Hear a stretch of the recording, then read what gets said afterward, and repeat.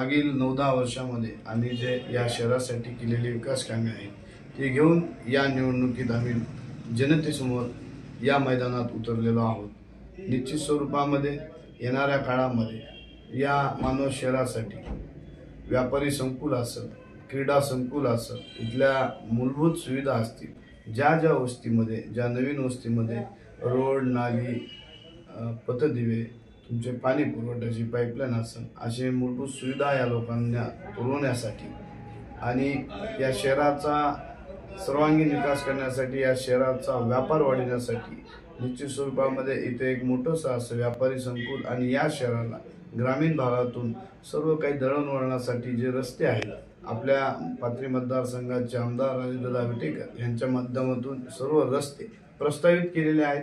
त्यामुळे या शहरात दळणवळण वाढेल, या शहरातील व्यापार वाढेल, या शहराला पुढे नेण्यासाठी, या शहरातील स्वच्छता अबाधित ठेवण्यासाठी निश्चित आपल्याला माहीत आहे की मानवत नगरपालिकेने पाठीमागे स्वच्छता अभियानमध्ये 5 कोटी रुपयांचं बक्षीस आपल्या मानवत नगरपालिकेने पटकावलेलं आहे। त्या अनुषंगानं युवकांसाठी जसं सांगितल्याप्रमाणे क्रीडा संकुल असेल, व्यापाऱ्यांसाठी व्यापारी संकुल असेल आणि 135 लिटर प्रत्येक व्यक्तीला पाणी पुरवठा अशा अनुषंगानं गोदावरी निम्न दुधना प्रकल्पातून या आपल्या मानवत शहरासाठी पाणी आरक्षित झालेलं आहे। तेही काम प्रस्तावित आहे।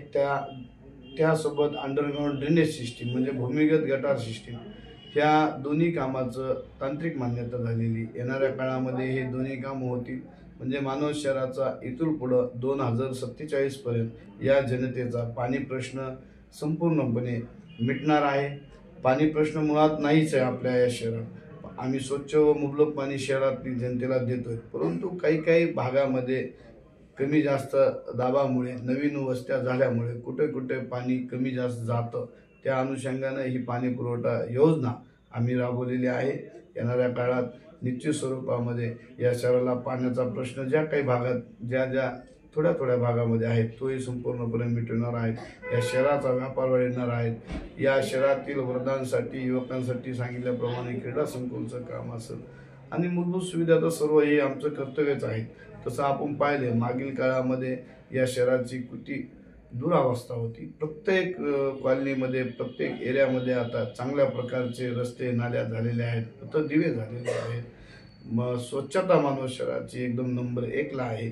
त्या अनुषंगानं निश्चित या शहराचा सर्वांगीण विकास करण्यासाठी, इथल्या जनतेला न्याय देण्यासाठी आम्ही या निवडणुकीमध्ये उतरलेलो आहोत आणि निश्चित स्वरूपामध्ये आम्हाला किंचितही कुठंच असा डाऊट नाही। जनतेवर आमचा पूर्ण विश्वास आहे। आम्हाला आत्मविश्वास आहे की मानवतची मायबाप जनता आमच्या सर्वच्या सर्व उमेदवारांना आणि नगराध्यक्षांना अतिशय प्रचंड मताने निवडून देतील। मराठवाड्यातच नव्हे तर महाराष्ट्रात या नगरपालिकेमध्ये नगराध्यक्षांना इतक्या मताधिक्याने निवडून देतील की महाराष्ट्रामध्ये नंबर 1 ची लीड या मानवत नगरपालिकेत आम्हाला राहील।